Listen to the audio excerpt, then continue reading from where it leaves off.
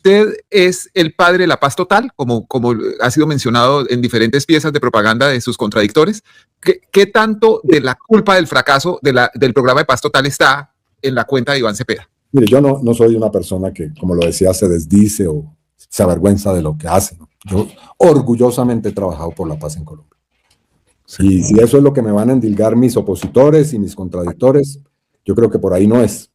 Porque sí, contribuí definitivamente a que hubiera un acuerdo de paz en el año 2016. Fui facilitador de los diálogos entre el gobierno del presidente Santos y la guerrilla de las FARC.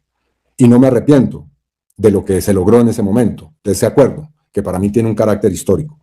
He participado en otros esfuerzos. He buscado la paz con el ELN. Sobre esto hemos incluso tenido amables discusiones, Daniel, o por lo menos diferencias. Sí, señor.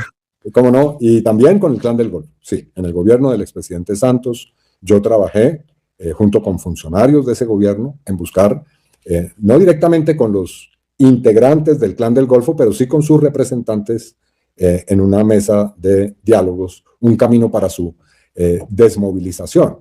Entonces sí, yo trabajo por la paz. Es un deber constitucional. Es un derecho que tenemos los colombianos. No es una actividad criminal, como la presentan el señor Álvaro Uribe y sus candidatos y candidatas. No, trabajar por la paz en Colombia es un deber de los ciudadanos.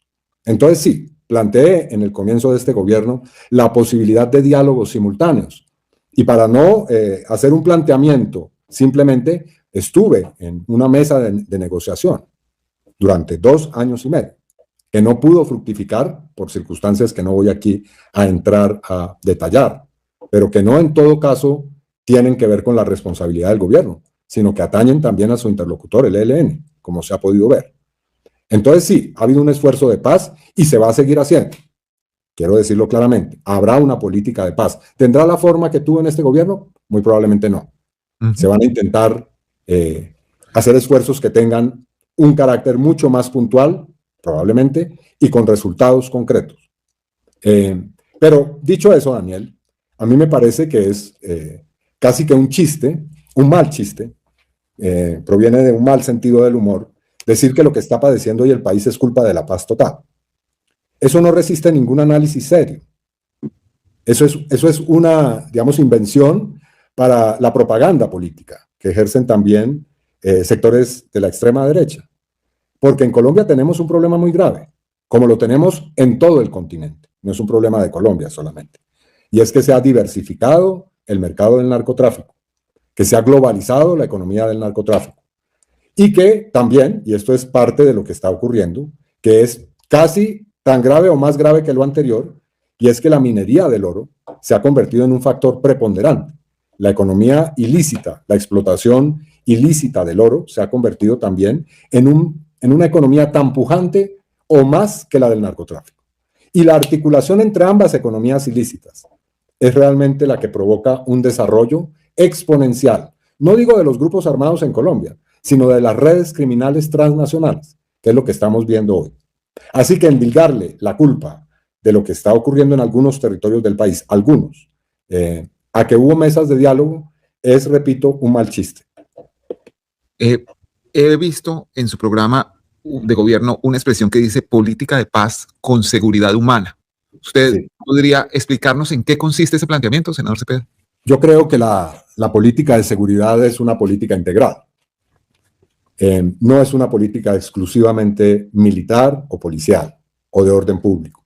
Por supuesto que la política de seguridad tiene un componente muy importante en materia de cómo se despliega en determinados lugares del país y en general en el país la fuerza pública y en las ciudades también.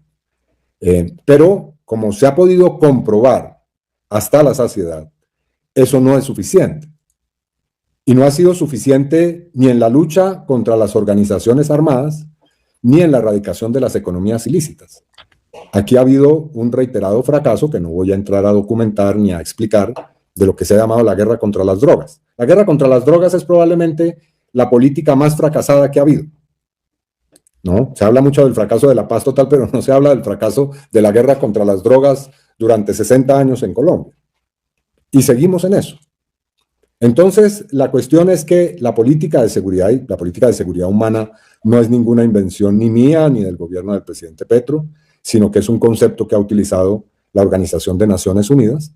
Atañe a la realidad de que es necesario producir cambios de carácter económico, social, en el desarrollo territorial, tanto el desarrollo territorial rural como urbano, para lograr que las políticas de intervención militar y policial tengan un resultado distinto.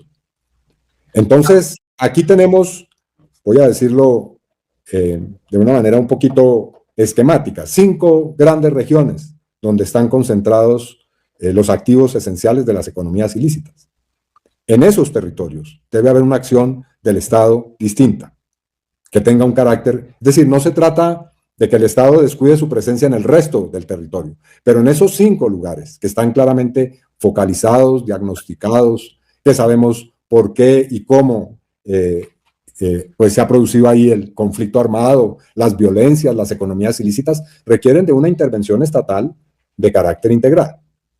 Y eso significa una acción, primero, del Estado. Segundo, yo diría que de una concertación con la empresa privada y también con actores de la sociedad civil.